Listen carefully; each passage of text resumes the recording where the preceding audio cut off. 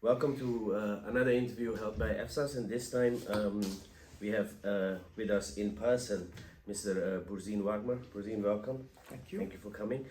Mr. Burzine Waghmar is, of course, also an EFSAS research fellow for years.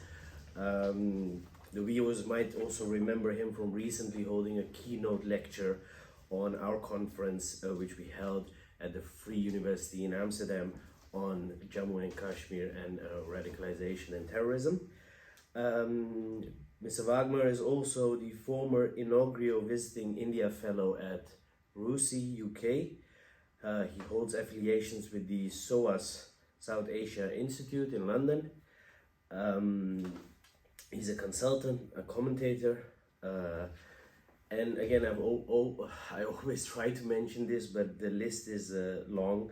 Burzine speaks a lot of languages: French, German, Italian, Persian, Russian. Reading and research skills incorporate Urdu, Pashto, Balochi, Kashmiri, Hindi, Gujarati, Marathi, and all those Indo-Iranian dialects and communities along the Irano-Pak, Sino-Pak, and Af-Pak borders. So, Burzine, welcome, and I'm sure I've missed a lot of designations of yours. As we have spoken about this earlier, today we are going to talk mostly about you being an historian, about partition in South Asia after the Britishers left. So before we come to that, maybe you can tell us something about yourself, how you ended up being an historian on this part of the world. Well, thank you, Junaid. South Asia per se, or rather Pakistan studies, is what I really do, more so than Indian studies or Bangladesh studies or Sri Lankan studies. And Pakistan studies is ancillary to my work since I'm primarily an Iranist by training. I work on Iran and Central Asia, the ancient and modern Silk Road periods, and obviously northern Pakistan was very much a part of, historically speaking, the Indo-Iranian linguistic frontier zone. That made me interested, of course, in what passes for ancient Pakistan, but also, given my earlier work, my bachelor's, which I secured in Virginia in international relations, was on the modern Middle East and modern South Asian studies. So I have managed to keep that up. And with that in mind, of course, the history of the subcontinent looms large in my studies, has been so. I'd also worked on Bangladesh and the Civil War in 1971 and how that came about to be, and how partition in effect has been a three-way process if you really think about it. But coming back to partition, which you've asked me for today, certain preliminaries must be in mind before we proceed with the question. Of course, the Muslim factor, the Muslim card looms large with partition because one is given to understand in rather superficial terms that the British upon departure wanted to see a Hindu India and a Muslim Pakistan, and that's that, and two dominions came to existence, and that would have sorted the matter out, and clearly it has not. Moreover, there is this contentious fallacy and a very misguided, downright disastrous one within Indian and Pakistani Hindu, Muslim, Sikh mindsets of divide and rule. What do I mean by that? That a policy of what may be considered divide and rule in an earlier period of the imperial era was not necessarily to London's benefit during the closing years of the Raj. And it was in London's interest, London's self-interest, and self-interest does loom large in the aspect of all states and political behavior. It was in British self-interest to see a united, secure India and leave it at that.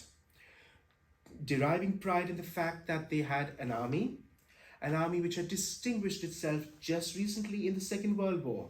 It had also done in the First World War, but in the Second War, which concluded in 1945, as the largest voluntary army in the world. The British had no interest in seeing that divided, much less assets. Indian railways, communications, industries, there were little industries, not much, a unified steel frame of a civil service, an Indian education sector, so on and so forth. They had no interest in seeing any of that divide. Now you will say, but that is what we are given to understand. but I am again challenging and pushing you back on that. Divide and quit was not a policy after the war, Junaid, because a united India, again to iterate to your viewers, was in their self-interest.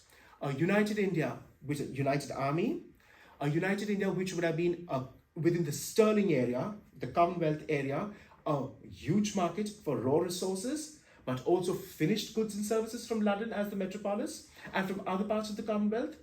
A united India which was very critical on shipping and now happening to be air routes, which would come, air transport would just become after the war, as you know, on its way to Australasia.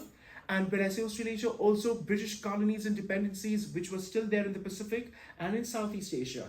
It was India getting independence, not other parts of Asia as such, or other British parts of the empire.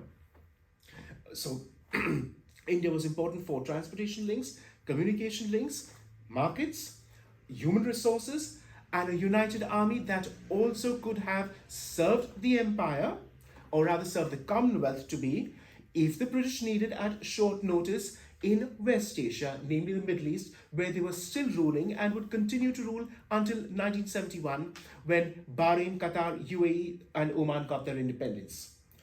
The oil-producing region. When you talk about this three-way process, what do you mean? Well, what happened was that partition occurred in 1947, when actually transfer of power was supposed to have taken place by June 1948, but Mountbatten brought the date a bit earlier, and I'll come to that too because it's important to do so. And then when East Pakistan unraveled after 1969 and became an independent state at the end of December 1971 and a republic come January 72 after the Third Indo-Pakistan War, which would not have really occurred in the sense that the genocide could have continued, and but there was talk of secession and East Bengal's self-determination to take place. True. But we do know now from records, archival sources, that there was some talk which would have taken place, would have taken place between the military junta and the East Bengal leaders. For a long time, we were given to understand that there was a breakdown between Rawalpindi, the garrison, and the Awami League, and of course Bhutto and the PPP as a three-way process. But I put this to you, Junaid, and to your viewers. There was no breakdown of talks. Why is your next question? Because there were no talks. Okay. The talks never took place. Bhutto flew in late March 71, but the talks never really took place. And the military just decided, the military snapped under Yahya Khan. They pulled the rug. And then Operation Searchlight was unleashed. And the rest, as you know, the genocide and the atrocities. There has been a huge loss of lives, of course, when you refer to 71. And as a historian, if you have to put into perspective, British India, like today's India, would be half of Europe. Oh yeah, almost. Yeah. British India would be almost as big as Europe. Western Europe, at least. Yeah. So from Balochistan to Burma, literally. Yeah. So if you have to put, and then of course from the north up to. So if you have to put that as an historian into perspective for the viewers who are not so very well versed with the subcontinent, how big of an exercise, how big of a human tragedy was it? Well, partition figures are notoriously debatable, but there is no denying the fact that during that summer, the exodus that took place, about at least between 12 to 15 million transferred, literally stumbled across unknown borders. And I say unknown because it's only after 48 to 72 hours after transfer of power took place on Thursday, 14th August 47, Thursday, 14th August 47 for Pakistan, Friday, 15th August midnight for India. That was the arrangement. It was only after the weekend that Mountbatten, who had taken a pledge from Jinnah and Nehru that there's been no bickering after transfer of power takes place, you will accept the borders that have been drawn up by the Radicalization Commission report, the Boundary Commission report. When independence took place and Nehru's so-called freedom at midnight speech occurred, just remember, and it is something to note, when Nehru says India wakes to life and freedom, which India was that, pray tell? Because there was no border of it, and neither did Nehru know where the borders lay. He had some idea of it, and people did have some idea of it, but on the morning of 14th and 15th August respectively, neither Jinnah nor Nehru nor the Indian masses or the soon-to-be Pakistani masses knew where the borders lay. Because you had a lot of princely states as well. 565, Yes. which had to be integrated until they were, by 1950, all that really took place when Vallabhbhai Patel, as Deputy Prime Minister and Home Minister, died in December 1950. And it is to his credit, as he's known popularly as the Bismarck of India, for having united India by having these states come to a reasonable arrangement. As did some states who joined the Pakistani Dominion, which Bahawalpur, Khairpur and the others. Which occurred with, who had an arrangement with Jinnah as such. But nobody knew what the borders were, and that fed into the fear which was already playing since September 46 and Direct Action Day and the Calcutta riots. That was a domino effect, because those riots in Calcutta for 72 hours, which saw over 5,000 to 6,000 killed, led to retributions, which always takes place in the subcontinent, plus rumors, which always takes its toll. Nothing new, even after half a century on as we speak here. And then they spread to Bihar, they spread to other parts of East Bengal, they made their way to North India, and finally reached the Punjab by December 46, early Jan 47. And there was a complete breakdown in relationships between communities there. Many people also... And also, if I may, that not just the breakdown, and of course, when we talk about the present in India and Pakistan, but also then, Junaid, this is important, the police was hopelessly communal. It's not a new phenomenon that the Indian or Pakistani police forces are communal and would side with their communities during riots.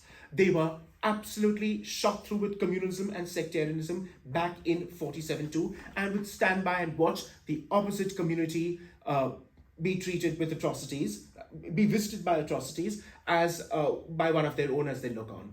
And the situation was a mess, and the British were desperate with all this to get out and scuttle. So that comes in, what I mean to say is that the divide, by this time, of course, they had to give up because Muslim League intransigence and Congress intransigence did not see that there would be any modus vivendi. And talks had been going on with the penultimate viceroy, Lord Wavell. And Wavell had not achieved anything. He was going around in circles. London realized that and decided this has to end at some point. Actually, the Labour government was fed up, which had come into power after July 45, and therefore sent out Mountbatten, and Mountbatten was asked to do a surgical job. Perhaps you would say it's a bit too surgical. Perhaps you'd say I'm apologizing as a British historian. But Mountbatten's remit was, you have to see powers transferred into responsible Indian hands by June 48. Hold that as a gun to their temple, their respective temples, Nehru's and Jinnah's, that you have to come to some modus vivendi because we are leaving. And even then, at this stage, when Mountbatten arrived in March 47, and yes, he arrived in March 47 and independence was given in August 47. So he was just determined to railroad through, come no matter what. And Nehru and Jinnah slipped up, as did other leaders, thinking, will the British go or not, or they've always been just stringing us along. But this time, Mountbatten was calling their bluff. We are getting out, whether you like it or not. Hell or high water, sort yourselves out. And it hit them hard. It did hit them hard after a month of talks with Mountbatten around April 47, that this time the British are leaving, and they would make private entreaties to Mountbatten when they would meet him in meetings at night, including Patel on record and Jinnah in separate meetings. Lord Louis, slow down. And he's like, no, we are leaving. Because as intelligence reports and the situation in London was that it is fast getting out of our hands. Daily riots, daily tamasha that was taking place in every city across the provinces. The Navy ratings that had, naval mutiny that had occurred in February 46, which also brought back to the British horrors of the revolt of 1857. There was talk of mutiny within the Air Force barracks also. The place was becoming utterly ungovernable. And this also must be noted today that, how do I put it? Indians had lost their fear of the British. They just did what they wanted. So, and now the partition happened, and of course there was both countries, of course also because of their ideological basis, but they went on different trajectories. some people, and mostly political analysts, have said this, and maybe you can throw some light on it as a historian, is that why both countries have taken two very, very different trajectories. Of course, India became a secular republic. Pakistan, most of its time was under military rule. Excuse me. Yeah. And these analysts, and you as a historian can confirm that or not, is that they say that this happened because the transfer of land, military forces, bureaucracy. For example, in Pakistan's case, this was done, that Pakistan inherited smaller part of the land, but much more of the army. Is there some truth in No, it? Pakistan inherited lesser resources, lesser land, lesser everything. Lesser division of assets too. But 33% of the Indian army, while its land mass was just under 20%. Because they opted to join Pakistan. And traditionally Muslims were there in the army. And Muslims were also there traditionally in the intelligence corps of the Royal Indian Army. And Karachi was also the headquarters of the intelligence corps, which, even if you've not asked, should point out that the ISI was formed in 1948 and had a head start under Australian, actually, on secondment to the British Army, Cawthorne, sorry. And it made sense because Muslims were traditionally in the IC, Intelligence Corps. India's intelligence agency was only set up in 1968. And Muslims had a good standing in the army, so yes, it depends on which side the officers did, the officer corps, that is to say, formerly under the King's Commission, who decided to join. But Pakistan started on a lesser footing, but then it decided, given its insecurity and its paranoia, which has never left it since then, to see that it would play Cold War politics, which were just emerging, and ingratiate itself to one or other of the superpowers. Jinnah had already totted up and calculated that, being close to the Soviet Union, he would play the card. And he was willing to cooperate with the USA, which he did. And the Anglo-Pakistan Defense Pact Agreement came into effect from 1954, as we know, to which one traces the antecedents of the US-Pakistan relationship with all its bizarre twists and turns, as we've seen over the decades. Jinnah was dead by then, but his successors knew that they had to latch onto someone in order to shield themselves from an India which would want to unravel partition and reabsorb the former dominion, the former western part of the Indian Empire again. And in Pakistan, the democratization of institutions never happened, while Jinnah, of course, promised that. Jinnah promised a democracy. Jinnah promised freedom of religion. And of course, we can look at it 75, 76 years later, but even very quickly after Pakistan was established, these things were thrown out of the window. While in India, institutions were built up from scratch. There was democratization of the society. Yes, in terms of economy, because maybe India being a bigger country, but in the 1960s, Pakistan's economy was quite fine, and flourishing, stable. Yeah. So why this difference? What happened? Nehru had always had something of a vision and a plan. Jinnah lacked a vision. It must be pointed out right away. Jinnah was driven by, as a politician and as a lawyer, and lawyers being fixated on the end result and winning a case or clinching the deal, was with getting Pakistan. He had no time to think about other aspects, a foreign policy, an economic plan, so on and so forth. All that could wait until he actually got what he wanted from the British at the time of departure, a new dominion, a new Muslim homeland. Nehru, as you see from his writings, even from the 40s and 30s, had something of a plan. There's the 1944 Bombay Plan, which was drawn up by Indian entrepreneurs, including J.R.E. Tata. That is something of a blueprint which Indians were thinking of, and I point this out to you, even before the five-year planning was executed after independence.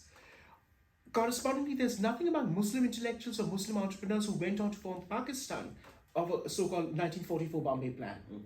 There was no question of the Muslim League establishing itself with even the Islamic world. Though Jinnah did make a trip in December 46 to Cairo, that was his only foreign trip to an Islamic capital, to make a plea for Pakistan, which was literally on the verge of happening a few months later. So Pakistan never really had a plan to go ahead with. Nehru had an idea. Come 50, zamindari was abolished and land reforms took place in India, which were never really undertaken in Pakistan. Heavy industrialization and indigenization of industries took place with the 5-year planning, because Nehru was obviously attuned to socialism. Its deleterious effects later, and the so-called license permit quota Raj is another kettle of fish, which we can discuss. But he had decided that that a decolonized state needs to stand on its feet, and heavy industry had to be erected and get going, which of course flew in the face of even what Gandhi wanted as a land of cooperatives and agricultural societies. Nehru was fired up by imaginings of Soviet planning, and he wanted to execute that in India. All this was happening in India because there was a civil service to do all that. True, there was a civil service in Pakistan too, but they got distracted and engaged in politicking, with the shuffling of governor generals coming and going and prime ministers, and each backstabbing the other, until of course the military brought down the curtain in October 58, and Ayub Khan and Iskandar Mirza pulled off the coup. And from then there was, you could say, it's a semblance of stability with military rule. Not that military rule has ever been led to stability in Pakistan, or even led to prosperity. That's a fallacy that is put out by proponents who talk about military rule in Pakistan and their so-called doctrine of necessity, and that's why we had the military to step in. One hears that even as recent as October 99, when the coup took place and Musharraf was flying back from Colombo, and he made it to Karachi eventually on ground. But it is these reasons where Pakistan got distracted with its own self-destructive politics, and then at the same time it decided that it wanted to play a part in the Cold War and ingratiate itself to the US, but really never did anything. Okay, on one salient aspect it did, in that outside Peshawar, the CIA Air Force facility was open for the U-2 spy flights, until of course Gary Paz was caught out by in Russia, as you know, and the U-2 flying incident took place. So there was cooperation, tacit cooperation, and Pakistan tried to show itself as a Cold War asset. But Pakistan never sent any troops to Vietnam, which the US would have appreciated and wanted. So it was tactical enough to just support as much as it possibly could to the US, but not to go all the way by hedging its and leveraging its cards. Can you throw some light on the numbers of when Pakistan was founded and India became independent? What were the numbers in terms of religious groups? Approximate numbers only. Yeah. At the time of partition and transfer of power, there were more non-Muslims as a numerical majority within what became the two units of Pakistan, West and East Pakistan. Mm-hmm. More of them were concentrated in East Pakistan. So by the time the civil war happens and East Pakistan unravels, at that point in time when the last census was done, we have at least in East Pakistan, the non-Muslim population, predominantly Hindu, but also with a smattering of Buddhists and Christians, stood at about 22%. After 1971, we see, and what is today's present-day Bangladesh, the Hindu population is about a good 12 to 14% at most, not more. And Pakistan's non-Muslim population now is 3%. Yes, just give or take 3%, which comprises of a million odd Hindus, though Hindus themselves dispute the fact that we are more than that, but that the government officially downplays our numbers. I have read reports to that effect. Do you include the Ahmadis here? In the 3%? I wouldn't know how they would. Well, the Ahmadis would not be counted. They would be officially deemed as non-Muslims. Yes, exactly. They would officially be deemed as non-Muslims, but I don't know what they would put on the census roll because they're not allowed to describe themselves as Muslims. And how was the number in India in terms of Muslim population? Now we know it's 14% of the population, which is huge. I think India has 200 million Muslims and Pakistan is at 212, 215. Yes. So it's very so close. much for partition. Yeah, so much because for partition. Because even at the transfer of power took place, Yeah. a good 40% of British India Muslims remained within the dominion of India. 40%? Yeah. Okay. Within what became the borders of India as it was formed. And you had 45% on the other side, so you just wonder, so much for a Muslim homeland which is proposed as a Muslim Zion, and obviously not all Muslims thought similarly. That's another stereotype to be demolished. Is it also true that the Muslims who, at the time of partition, who later on went to Pakistan, In the late 40s. yes, that they were seen as lesser inhabitants, or like the Muhajirs? Yes, well, they not just late 40s. They were the ones. Who went up until- They were the ones who left actually in 47.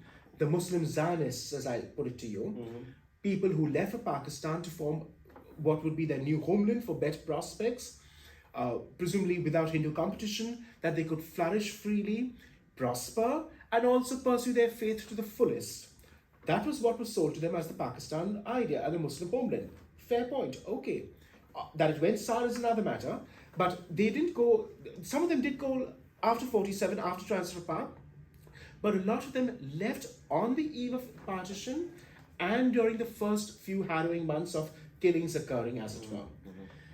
They are known as, from the Arabic word muhajir from the Arabic term hijrah, to emigrate, as the Prophet did from Mecca to Medina, and which starts the dating of the Muslim calendar in 622 AD. Hence the nominal compound muhajir, one who emigrates, and it is imbued with confessional overtones because they were going to what is going to be an ostensible Muslim homeland where Muslims would freely flourish to the fullest and find their fullest, finest potential.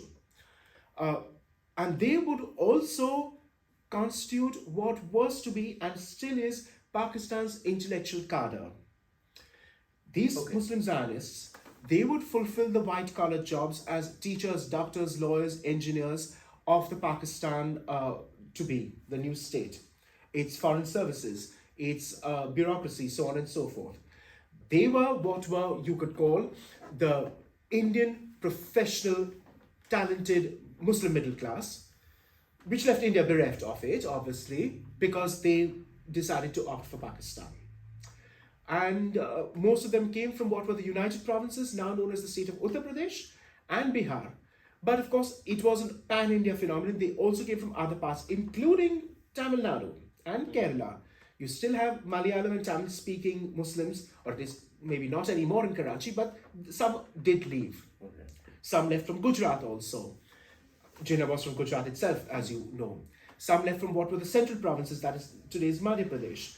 And of course the Delhi region and Aligarh, and the University at Aligarh, which had become something of a clearinghouse for Muslim intellectual thought in the late 40s, where these young Muslim youth were fired up by imaginings of having a new homeland. And of course, after independence, Aligarh came under suspicion with the new powers to be in Delhi, as seen as a place which somehow spawned separatist tendencies. Which to an extent it did. It did. But the ones who did it had left. So that was that. But AMU as a campus, as a varsity, did come under spotlight after independence, because it was from where most of these people had left. And you have found it recently when we are having lunch, and we're going to do a conference on this soon with you as giving a keynote lecture on this.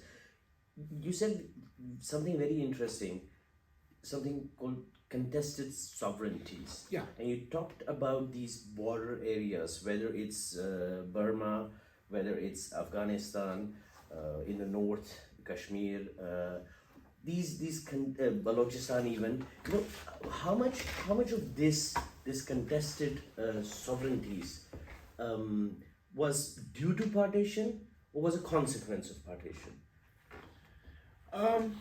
I wouldn't exactly attribute it to partition, because again, Junaid, as a historian, my take is it feeds into the popular fashionable narrative of divide and quit, which is not what the evidence tells us now.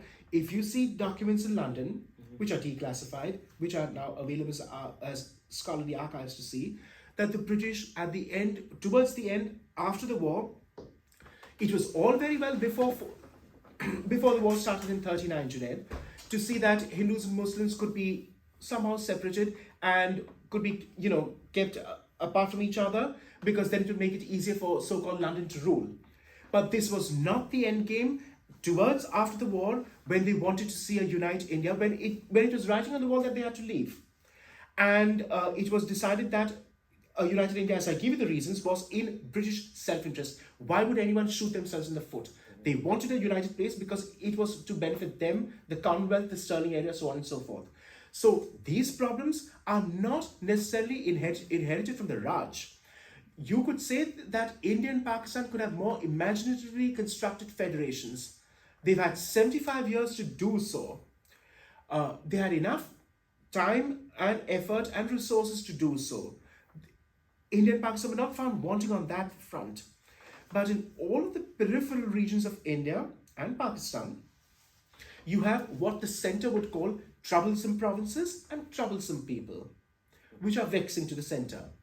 Now, that may be so, but then it is incumbent upon the respective centers to have sorted themselves out and to see how such populations could be integrated and could be made part of an integrated citizenry. Why is it that this population in this part feels disillusioned, but someone else more closer towards the metropolis doesn't? Clearly something has gone wrong here.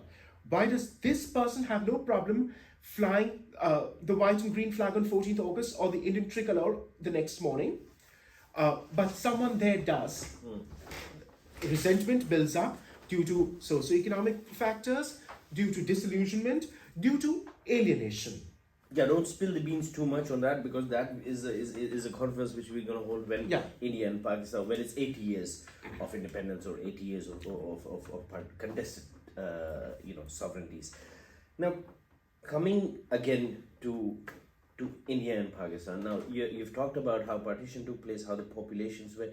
Now, and so much for partition, because almost an equal number of Muslims kept living in India or in the dominion of India. Now, when we move on a few years, India had an election. They came up with a constitution. And after 1950, the first elections took place. Yes. Universal Arab franchise. A constitution was promulgated in January 26, 1950, which was already in working from from 48, 49 onwards. Pakistan's constitution came in place in the 70s. In March 1956, the first constitution.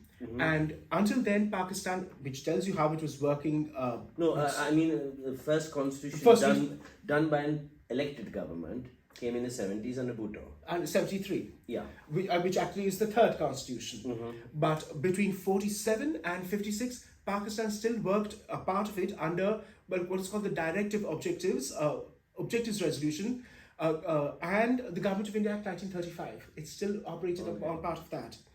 And they finally agreed to have a constitution because there were so many contending factors. And that it only came about to be on 23rd March 1956. But then Ayub Khan dissolved it and they had a new constitution in 1962 that saw its period, and then the one that we are living with is the one that was promulgated by Zulfikar Ali Bhutto for a new, dismembered, dejected citizenry in the aftermath of Bangladesh after 73. When you talk, and then you came to Bangladesh, so let's discuss this as well, because it's part of British, or what part of British India is now the third country coming out of it, at least from the two dominions. Bangladesh was majority Muslim. Yes, Sunni Hanafi Muslim. Yes. And it was Sunni Hanafi Muslim, just as West Pakistan was Sunni Hanafi Muslim, which tells you something about the so-called glue of Islam, or the bond of Islam, and how it frayed. It was hollow from the start. It was shambolic, and it wasn't even a Sunni Shia sectarian fight where one could have. I don't wish to offer an apology or an excuse for what happened, but one could say, oh well, this is why that happened. Yeah.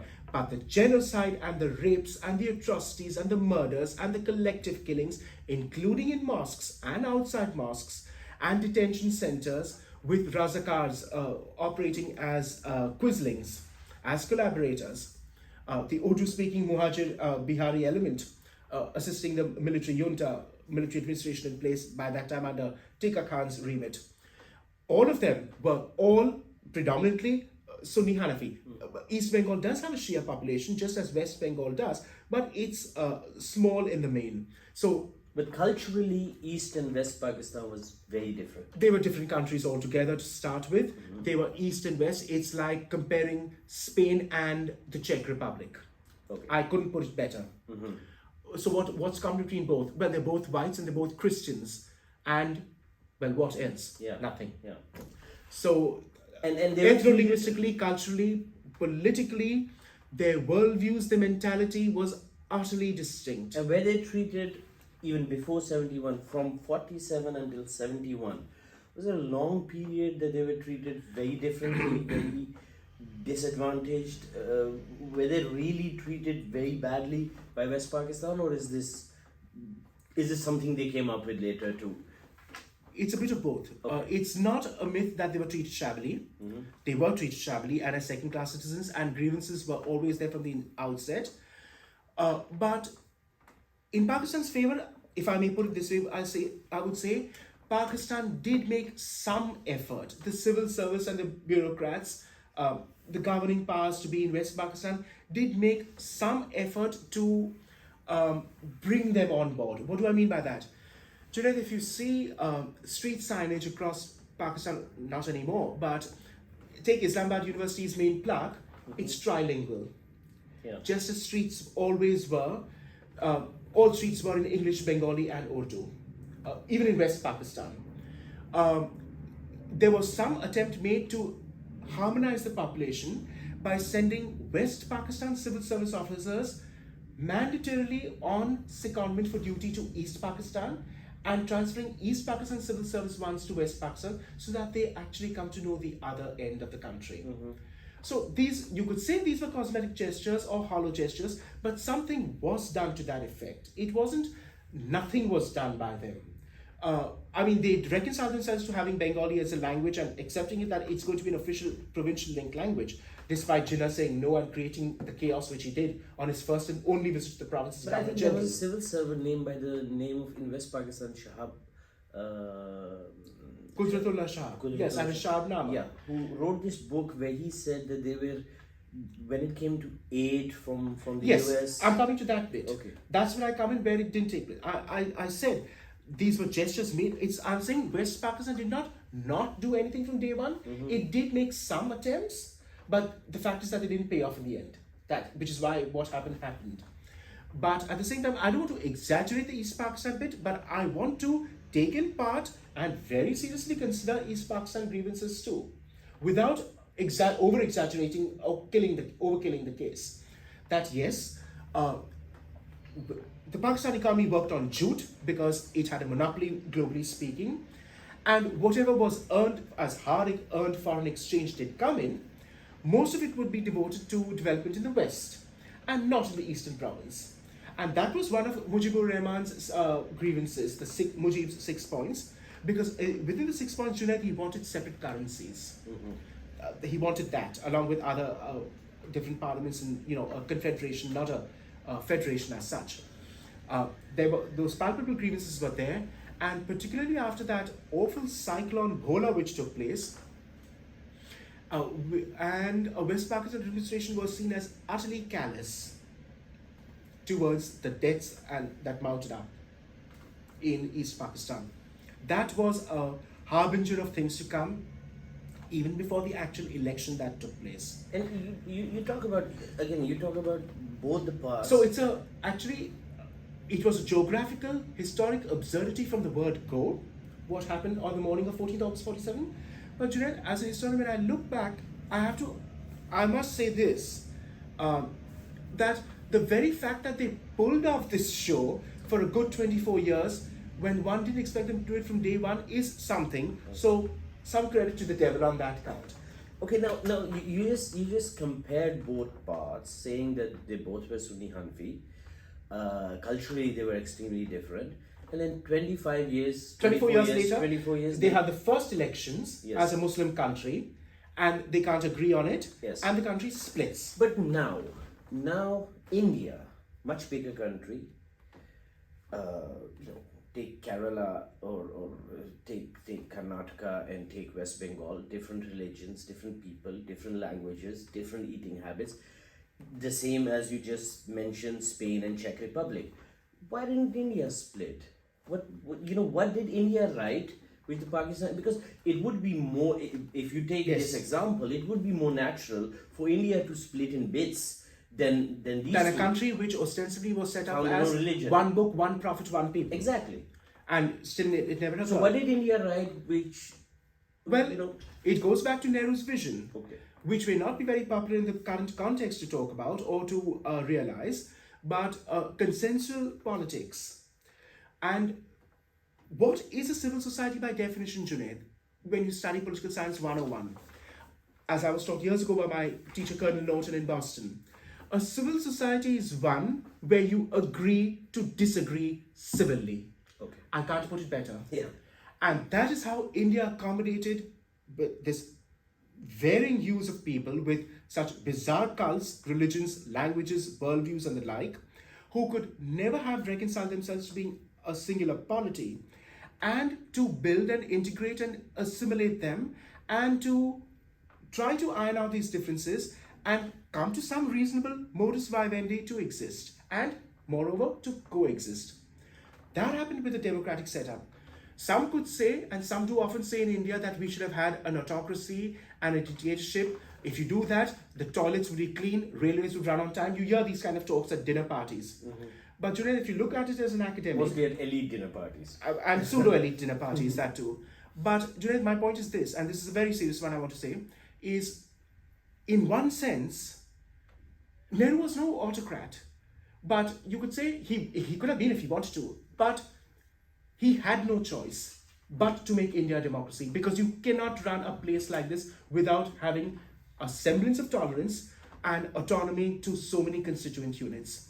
So the only way India could function was by being a democracy and not by being a police state, because you simply couldn't run it like that. And even the British did not run it as a police state. It was pretty fluid. A laissez-faire economy was run in the pre-47 period, because if that was not the case, Junaid, how would you have Tata Steel making money in the pre-47 period? The Birlas were there, and the Bajajes and other families were there. So there was a lot of leverage at the local level, and by the time the British departed in 47, the middle and lower levels of administration were completely Indianized. At the time of departure, barely 1,000 whites were running the show at the top.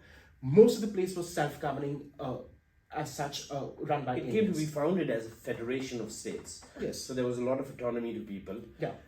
Is it also because of the fact that, if you speak to Indian and Pakistani people, whether it's a Muslim, let's take a Muslim, let's take an Indian Muslim.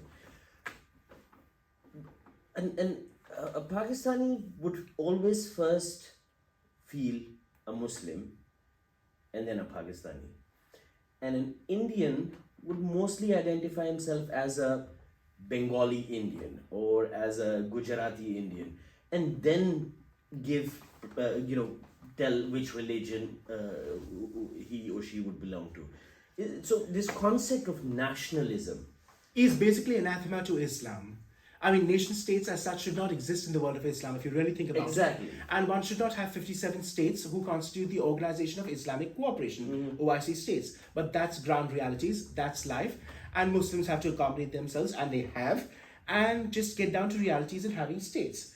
And building identities predicated on those states as citizens of those states. Exactly. So this is something which goes against the Grain of Islam. grain of or the, Scriptural Islam, yes. Okay.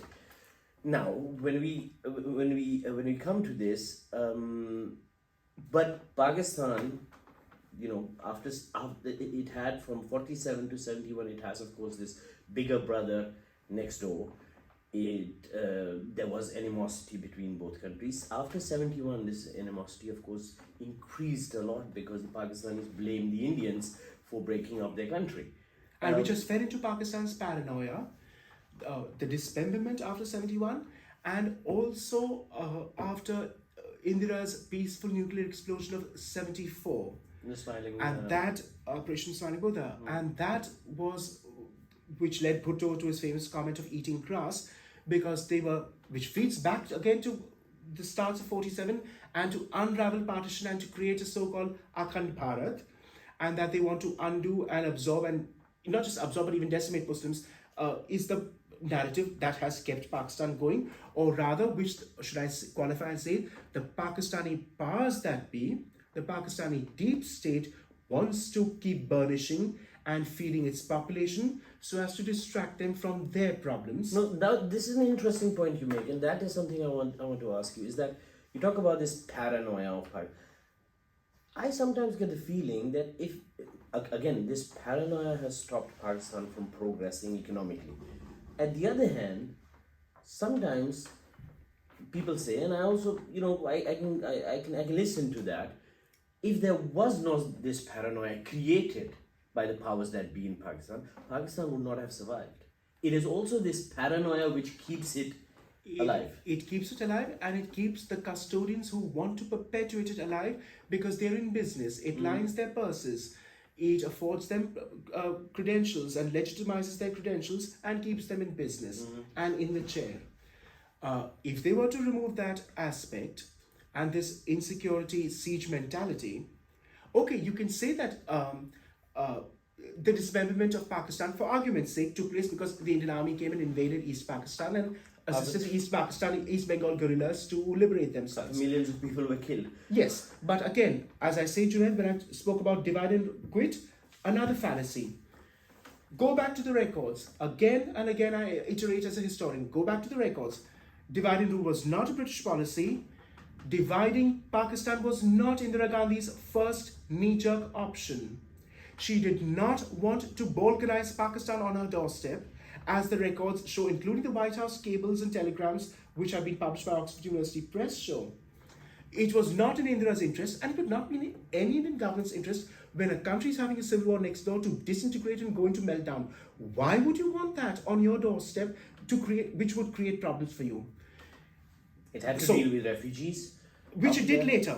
But I'm talking about March 71 when the genocide was unleashed in the first few months, say between March and May. So again, when Pakistanis say that India wanted to unravel partition and Akhand Bharat and to make Bangladesh just a Bengali satellite stooge, which is utter nonsense. Bangladesh has its own independent policies. It gives India a piece of its mind every so often when it wants to with its own independence and flexes its autonomy. So there was no Indian blueprint from day one to unravel East Pakistan. I'm saying, and this is what I want to say is, it was Indira's visits to the camps in West Bengal, looking at the maimed, the mutilated, the horror of raped women, because Siddharth Shankarayya's governor of West Bengal took her to see it. It is after seeing those camps, this was about, say, June or July 71, and the problems occurred. Operation Searchlight, the crackdown began on 25th March 71.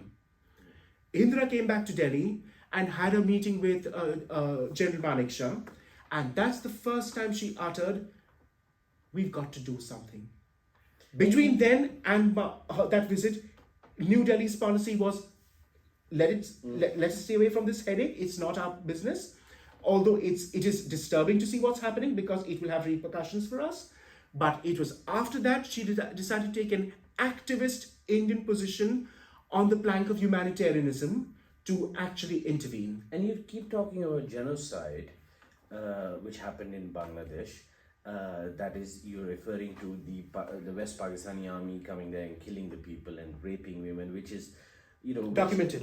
Which is the commission which was held in the Hamidul Rahman report, which has never been published. No. Even the redacted version, and then some versions were destroyed.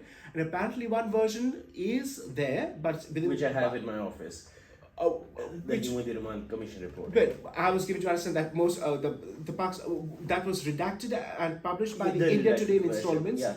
But the original was quashed because Bhutto did not want to antagonize the army any more than he already had, who held him responsible for the breakup by not coming to an arrangement with Mujib politically, or the country would not have unraveled. And it was in Zulfikar Ali was Bhutto's interest as Prime Minister, that he gave a sop to the army on this count, that I will not have proceedings against others, against army officers or court martials and the like, and thinking that they would be grateful to him because he saved their skin, and that they would in turn save his skin, which was not to be on the midnight of 5th July 1977. And now when we come to it, you just explained that India took an activist stand in terms of intervening in Bangladesh on the basis of humanity, human rights. Now we are what? We are almost 50 years further. Bangladesh turns 50. It's a middle-aged country now. Well, And at one point in time, it's some years ago, its GDP even surpassed India in a rate of growth. So that is something admirable in itself to say that they managed to get themselves going as such, that way. Now, if we come to this back again, why hasn't the world, with the safeguardians of human rights, why didn't they intervene then? First of all, Well, in Bangladesh, probably because the Cold War was going on. and that is your answer. You've given Yes, it. Yes. but now why hasn't ever the UN, the ICJ, someone picked up this issue and said, well, we need to, because Bhutto at that time decided not to pursue this, not to punish.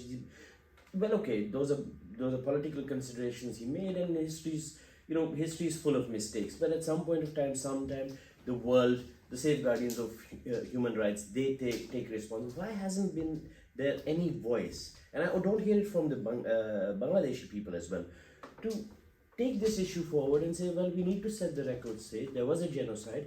At least we need to hold the people accountable if we can't punish them now because it's 50 years ago. Why isn't this narrative in the world, and also not in Bangladesh? Because Bangladesh is not deemed to be an area of interest for the powers that be currently. It's an economic powerhouse. To a certain extent, yes. To a certain extent, yes. But Pakistan, of course, would hog the limelight because of security considerations and not to antagonize Pakistan. Now, that is something which the US, the UK, and most Western European states would not want to do so because of the security factor and the terrorism that generates from there, and to have Pakistan on their good side, because that will be seen as an affront to Pakistan, and Pakistan could take umbrage to that and obviously let loose havoc for them. Okay. Now, that is just one way of looking at it. Would you support it as a historian, or would you say this should happen? It has happened in the Bangladeshi context to a certain extent.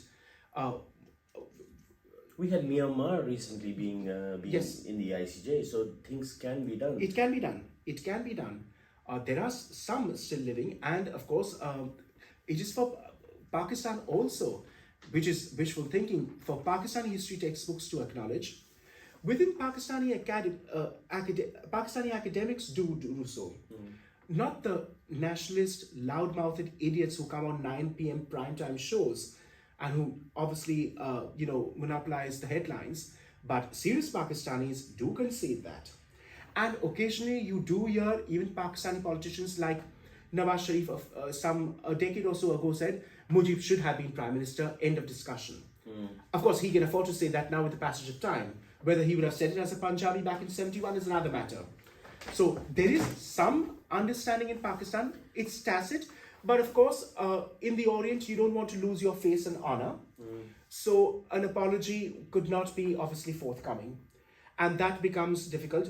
You don't hear even Pakistan stating even a tacit regret, which the Japanese do for the massacres in Nanking. The Japanese have never apologized, but they've expressed regret. There has been nothing of the sort officially swing from Pakistan, even at the level of a regret as what happened. But at one point, I remember when a certain spat took place a few years ago, when a Pakistani High Commission official in Dhaka said some remark, I think he was declared persona non grata to leave, about, it was ours at one point in time, so what's all this talk about Bangladesh? And that official said when confronted by that your remarks were unpleasant and undiplomatic, why should we apologize for having lost half of Pakistan?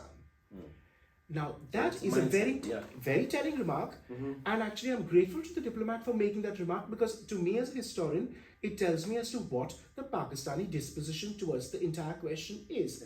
Why should I apologize for losing my home to anyone? Now, this is Bangladesh, and then you talked about the paranoia with India, and then this dismemberment of Pakistan of West or East Pakistan into Bangladesh and Pakistan.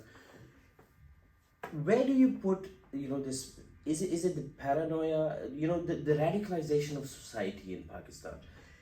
Was that always going to be so because of the fact that it was founded on religion? So religion basically excludes a lot of people then, or did this paranoia and then the losing of the breaking up of Pakistan, did this feed into it? Of course, we have the Cold War and the Afghan War, but this radicalization of society, did all these things speed up the process? Again, like divide and quit and the Indira thing, there are fallacies in popular views, and I take a different view.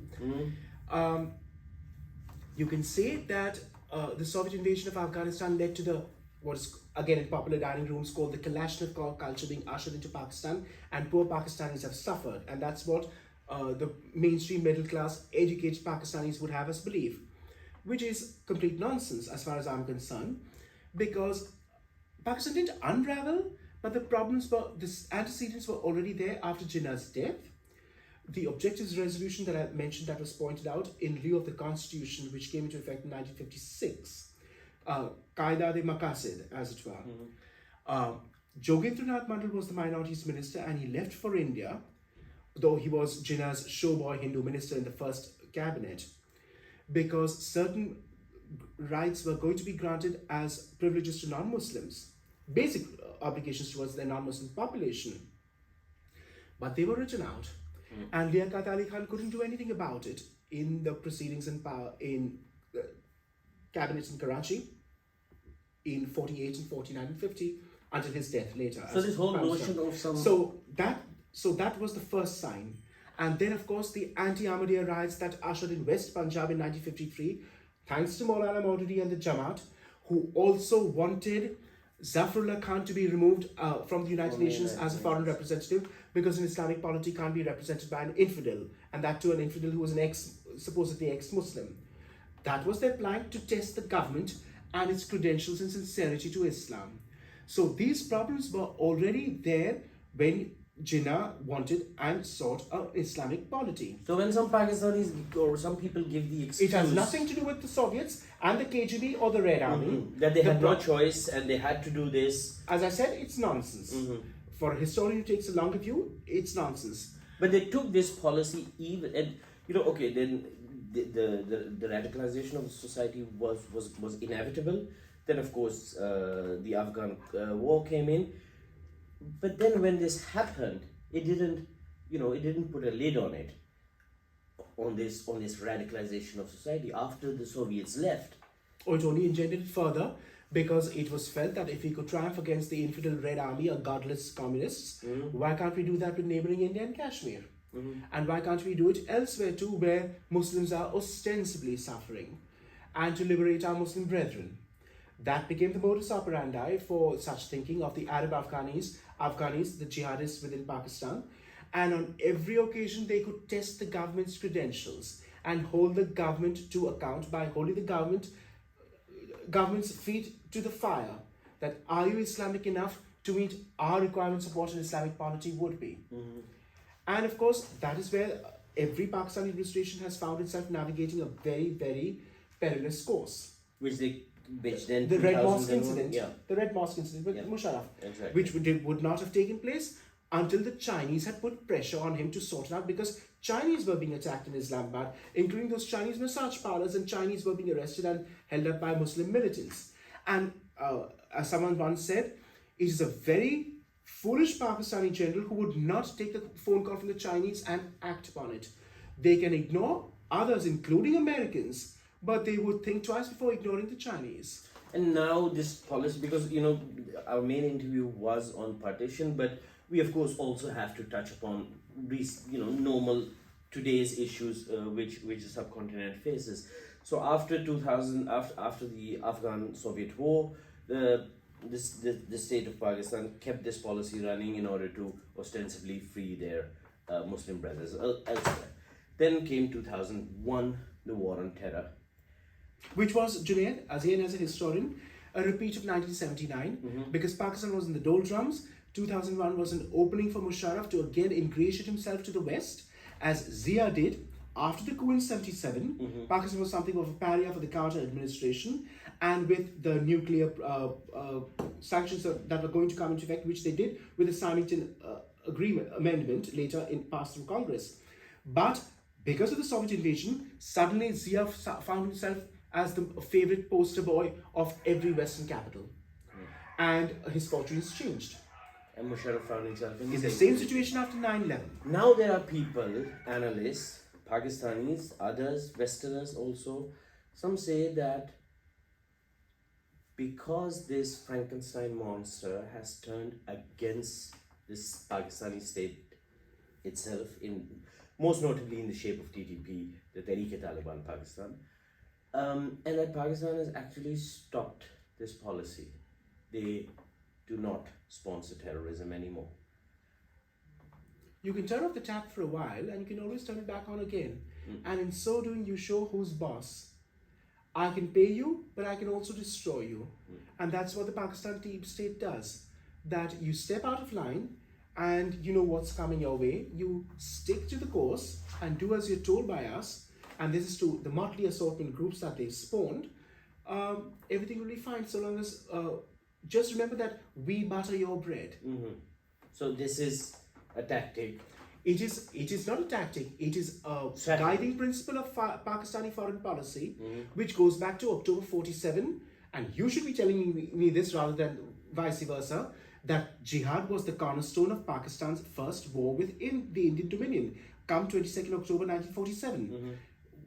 Pakistan adopted jihad as a tactic. The Pakistan Army, under Jinnah, as Governor General, adopted it as a tactic in the war with India.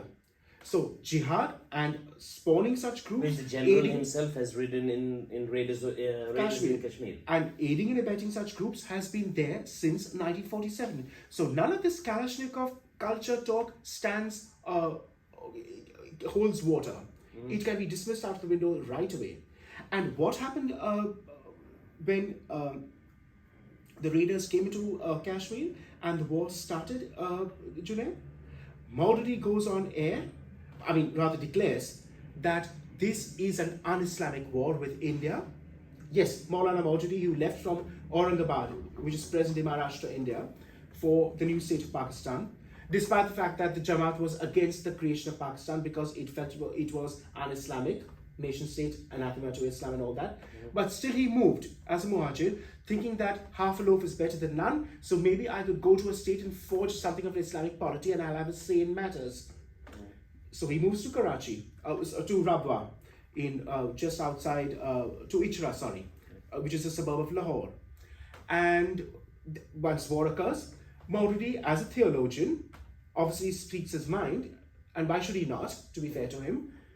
This war is utterly illegitimate and un-Islamic, and he promptly finds himself picked up by the authorities overnight and thrown into the clink. Yes. This happened in 47. So why? Because Maududi felt that the war cannot be justified against India, since you could have a conventional war with India if you wanted to, as one state against another. Yeah. That's warfare for you. But if you're going to say that this is a jihad to liberate a Muslim territory, that is complete rubbish. Because you, that just got independence a few months ago from the British, is not exactly a true, genuine Islamic polity. You have not created an ideal Islamic state or an ummah. So you're not you cannot for a jihad. You cannot go to the wellsprings of Islamic doctrine, Islamic texts and covenants of war and justice and peace, and declare a war on that plank. You can do so if you wanted to against India on a secular, irreligious basis. But don't put on this show of being a Muslim state.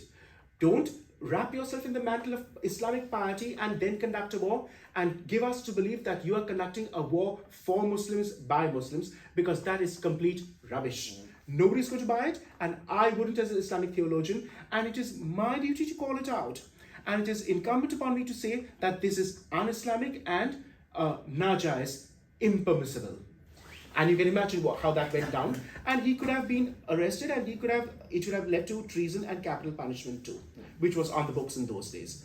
It was a miracle he survived, which he did, and then of course stoke up problems a few months later in West Punjab with the anti-Ahmadiyya disturbances in 1953. Burzine, you have of course had a very busy week, and as you also told me in the afternoon, you don't feel very well. So I'm going to try to come to an end, because partition is, of course, we can keep talking about it for hours. Now, coming to the end of this, a few questions, and would like to have your a bit of opinion, apart from your hat as a historian, but also a bit of opinion. I can tell you what has happened. I can't tell you what will happen. No, I'm not a futurologist. No, but exactly. Do you think now, almost 8 decades afterwards, yes, it's a historical fact, partition. Do you think it happened for the good, or Yeah, I looking can at answer it that. or it should have never happened, and these two countries or three countries should have actually stayed into a unified India? At some point, it was inevitable. I'm not saying partition was for the good. There was nothing good came out of it. And 75 years, we're still living with its legacy, and problems. But there was no way out. Because there was a complete breakdown of trust. It was a zero-sum game between all the political leaders at that time. London was wringing its hands in despair, despite its best efforts to bring everyone on board. It was not happening. And they had to exist because the situation was becoming ungovernable, as I covered ground for you on that. And also, please remember this, my last point, if not a bombshell I want to throw now. Most people don't realize this. Again, the fashionable crowd which talks about the cabinet mission plan, which was the best of the worst solutions. Junaid, what was the cabinet mission plan? A confederation that would have run from Balochistan to Bengal. And is that it? It was to be revisited every 10 years. In 1957, the units that became Pakistan could decide whether they wanted to opt out of it or not. Yeah. How was Nehru and India or the Congress going to run a country with that permanent Damoclean sword and blackmail held to their heads? Jinnah died. Nobody knew he was suffering. It's all very well to say that he would have died and nothing would have happened. But did you and I or anyone else know he was dying? Nobody did. So that argument also can be dismissed, or the excuse rather that is made. Read the cabinet mission plan again in the directives. The plan was to be visited decadally. Repeat, every decade. Should India continue in the shape it would be, as the British would leave it, or certain parts could go their way? It's an impossible thing to govern. How can you run a country like this? How was Nehru to have his 5-year plans? How were you to institute democracy, industry, and the like? And how do you plan for the future, knowing that certain disgruntled elements could always leverage that against you because of a fractious polity? And even now, Indian politics are so fractious, and there are secessionist movements even now in India. Let's not dismiss that. And they have been for the last few decades. But the fact is, this was there.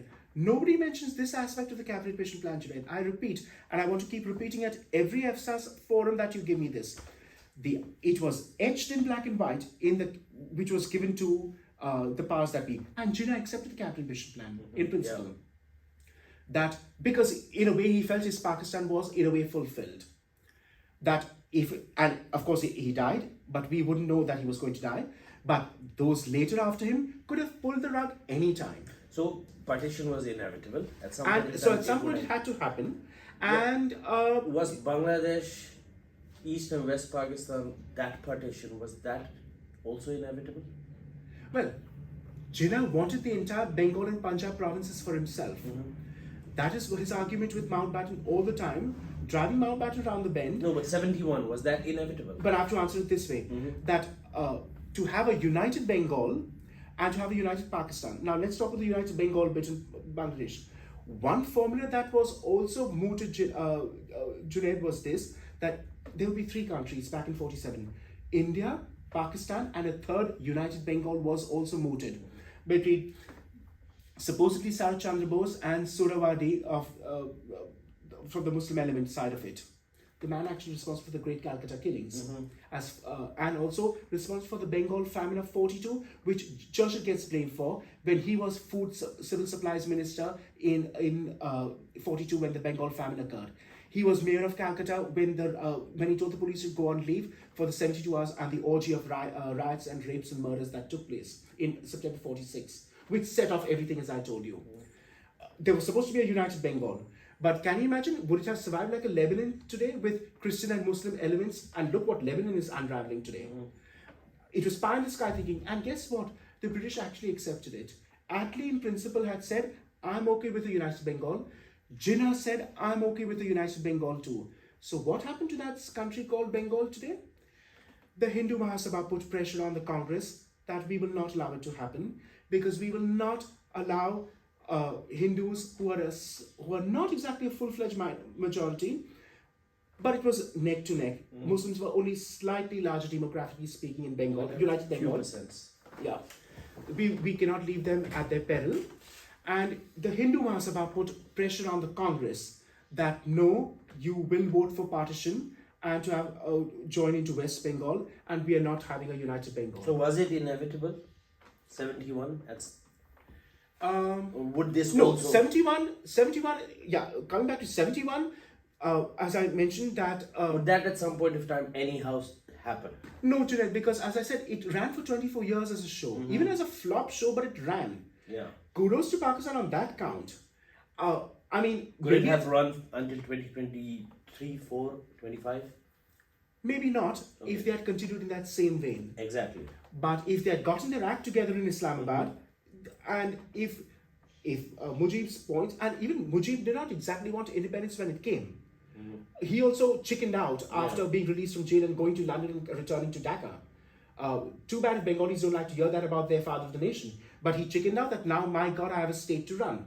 He wanted a confederation. He wanted an EU-style running with separate constitutions, separate budgets, separate currencies, but only defense and foreign affairs and a few minimums to be conducted at the federal level. But he did not really want, of course he said, and Mujib was quite a man given to bluster and rhetoric and fiery speeches and all that, but he chickened out, but he got what he wanted at the end, a Bangladesh, and he had to run it, and he paid for it with his life. Jinnah got the Pakistan that he wanted and died a few months away, hacking away to death. And India got what was left of the rump of the Indian Empire. And of course, you can't look into the future, but I'm still going to try. Two questions, molded into one. Do you think somewhere down the line, because, the world is becoming much and much more interdependent while being very independent. Look at Europe. Independent countries, different languages, but very interdependent, mainly because of economics. Do you see at some point of time the subcontinent walking that path as well? No.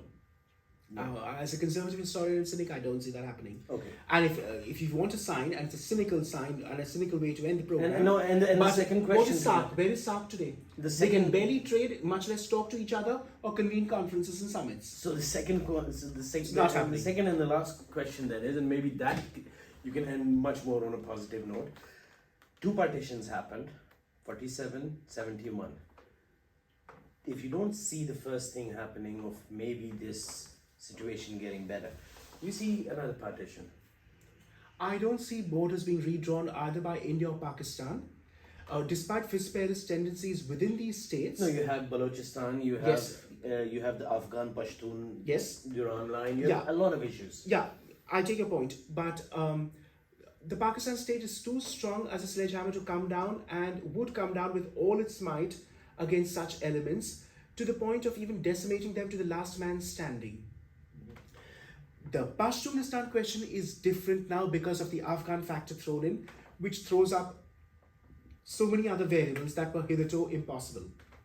They were always there, latent from the 50s, with the question of Pashtunistan. What about a war in this region between these countries? I would not rule out a war. I would never rule out a war. And that could maybe form the foundation of another partition.